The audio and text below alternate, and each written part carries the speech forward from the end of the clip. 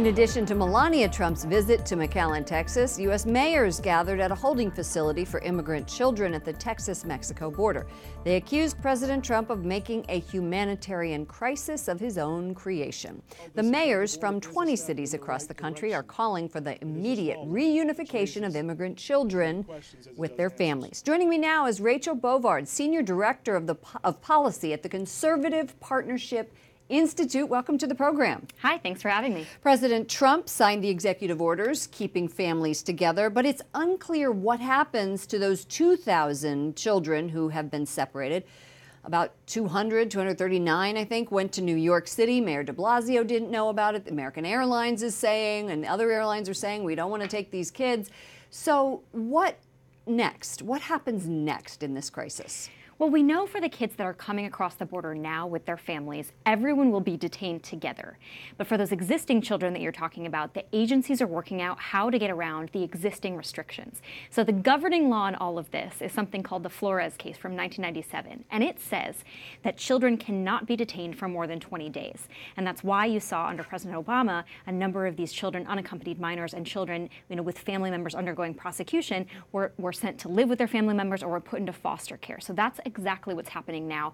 It's kind of unclear. There's going to have to be a little bit of back and forth with the agencies to figure out, how to reunify families if that's going to happen.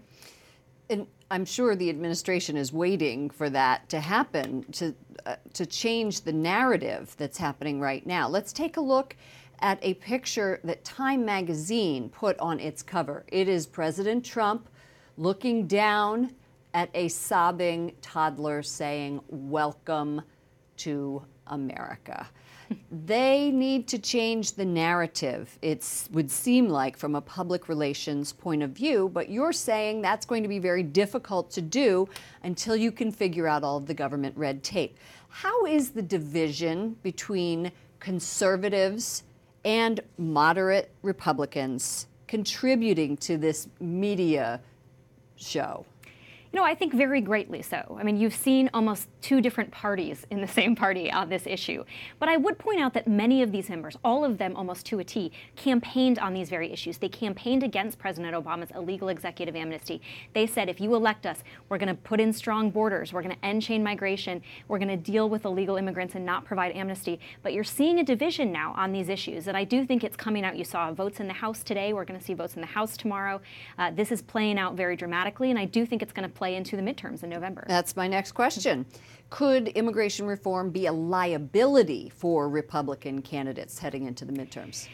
A lot of elections focus on the economy and immigration, right? We see that a lot. However, new polling suggests that many Americans, they support legal immigration, but they don't want to have these massive amnesty proposals. They support dealing with illegal immigration through border enforcement or dealing with families at the border in a humane way, but they don't support blanket amnesty. So this could very well be a liability for Republicans if amnesty is the path they choose to take.